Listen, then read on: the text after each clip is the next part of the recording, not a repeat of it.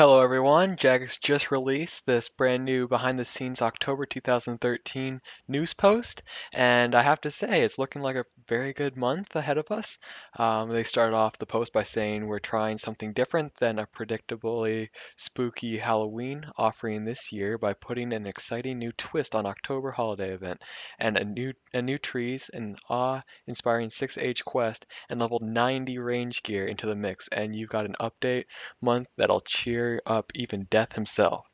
So this sounds incredibly cool. So they are planning for an October event, a holiday event. So I'm really looking forward to that as we haven't really had too many good holiday events. So I hope that they really do something nice on this. As they said, they're putting a twist on it. So that should be something to look forward to. But anyways, let's jump right into this. The very first post that they have here is the Lumbridge Rebuild-a-thon, which is basically Lumbridge rebuilding their city as it was destroyed from the Battle of Lumbridge. So the Battle of Lumbridge is ending, and I'm not sure if this Lumbridge Rebuildathon is going to be a world event because Jagex had recently said something about how they were going to have many world events that just basically brought the community together and they were all doing something together. They didn't say that it had to be some big event or anything. So I'm wondering if this will be the world event or if they are going to be bringing out the second world event that is something bigger than this soon. So I don't know if this is. It probably is because they haven't really said anything later on in the news post about a second world event. So this is probably the second world event because you're going to be getting some XP and a costume for participating in this. Um, yeah, right here you'll be able to get Captain Jack's Explorer hat. Captain Jack, Explorer Jack's hat. Um, and there's also a title for members to earn. So that's really cool. And also, if you're going to RuneFest, this is something for you guys. RuneFest goers will be able to build something to pay tribute to the Battle of Lumbridge and everyone who died in it. So I know that's not too funny, or you shouldn't be laughing about that, but that's that. I think that would be really cool if you guys were to build like a statue or something, just sort of in remembrance of it, unless they're keeping the crater. So I'm not really sure what's in store for that, but that's coming in November, the design from RuneFest. So that's that on the Lumbridge Rebuildathon. And now we go on to Elder and Crystal Trees high level skilling update. Now I'm so happy to see this because we have not had a high level skill update in a long time.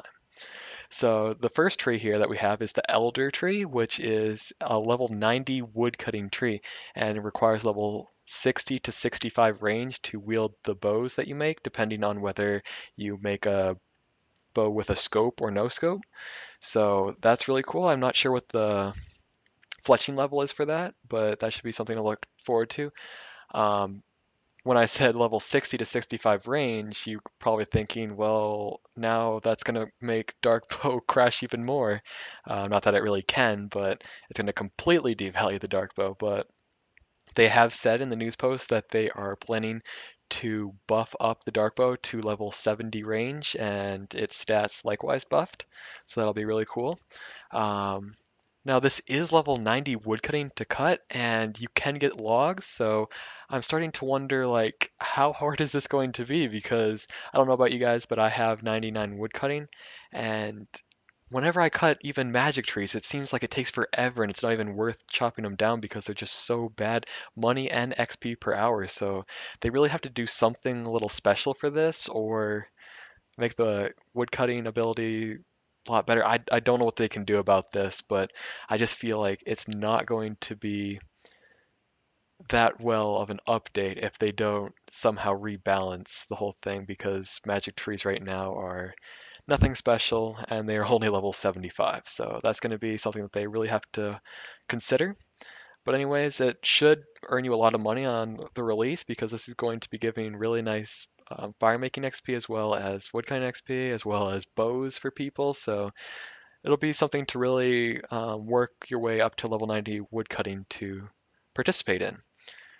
And then the second tree that they're introducing is crystal trees.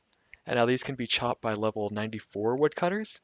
And they're unlike ordinary trees as you cannot fully chop them down, and they give you really cool rewards, or I don't know how cool they're going to be, but they're going to be giving you some rewards such as crystal geode, gems, crystal seeds, and crystal triskelions.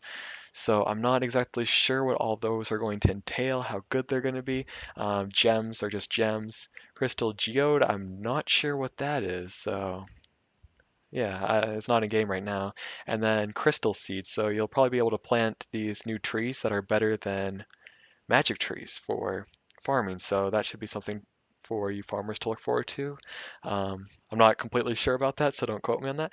But they said that there's going to be tactics involved in cutting these. So you're going to have like collaborations with other players and chop it down that way.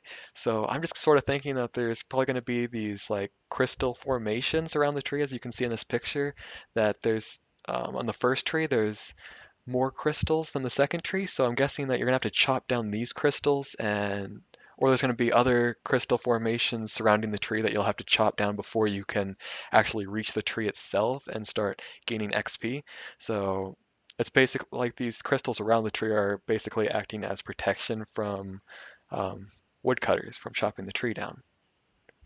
And so for this update, since they are sort of related to elves and stuff, I'm beginning to think that you'll probably find these in the Elven land. So make sure that you have done Regicide to access this location, um, because you will need to complete it basically to enter this area.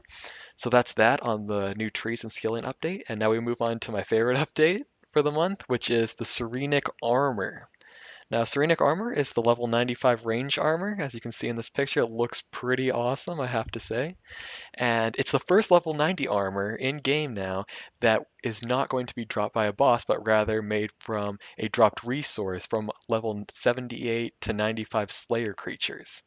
So this is really going to bring something back to Slayer for money making, and I'm really looking forward to that, even though I do have 99 Slayer in that.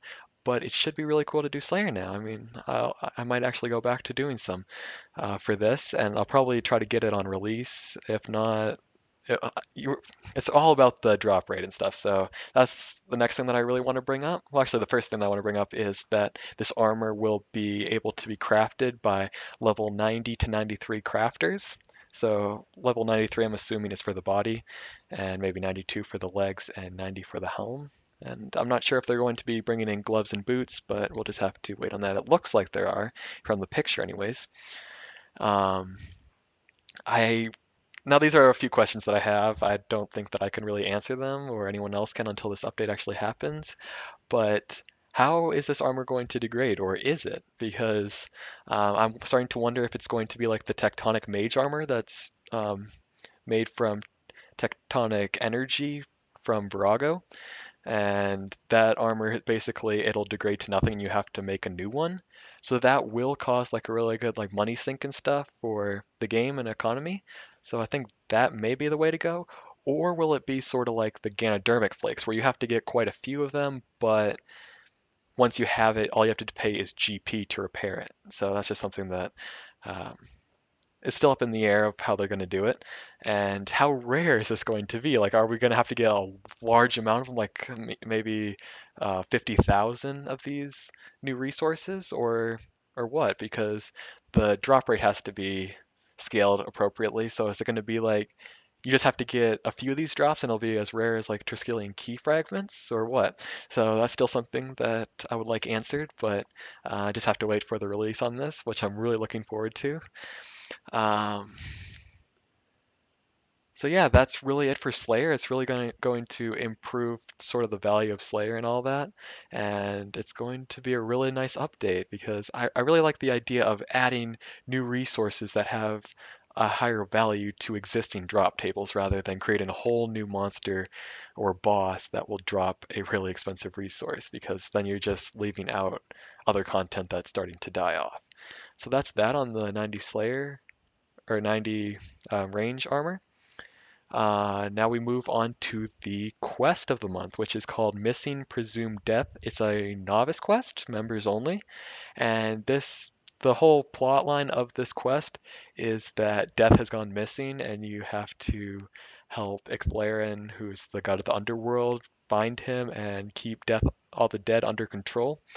And it's going to be like another 6 age quest, so it should be something really to look forward to. There's going to be a fully voice acted quest and really cool graphically lust environments, and you'll earn some high level rewards, and it's going to be really cool. There's going to be some animations, death animations here, so that's something cool since we only have death animations on the Solomon's General Store at the moment, so you have to pay for those. So this should be something cool to look forward to. I'll probably do this quest. I don't think there's any prerequisites for this, so as soon as it comes out, you guys can all do it, and I'll probably have a guide up on that, or at least a run through of me completing the quest. And finally, we move on to, and there's more. So now, basically, in this paragraph here, they're promoting the Solomon's General Store, and there's going to be Halloween themed outfits and um, new music boxes. And I know you guys were also sad when your golden chinchompas died back on like the 16th of September, and you're probably all mourning his death, but Thank, thanks to Solomon, he's going to be bringing them to his general store for absolutely no cost, and you'll be able to get it for free if you are a member, and a small price for free to play. And then, since the Battle of Lumbridge is ending soon, they're also going to be adding some new Battle of Lumbridge themed outfits that will be able to be purchased for loyalty points as well as rune coins. And they said they're going to be a small price, but who knows how small is? You never know Jagex. They always have very bad interpretations of quantities, it seems, throughout the game. So that's that. Thank you, Mod Mark. So yeah, this month is looking really, really cool. It's going to be an awesome month, I hope. I hope they all these updates are released. I really hope to see the 90 Slayer or 90 range armor coming out this month. So that's the one thing that I really want to see. So hopefully that happens. And I hope that you guys are looking forward to this month as well. And it should be a great month. So stay tuned to the channel as I will be covering all these updates when they come out. Thank you guys for watching and take care, everyone.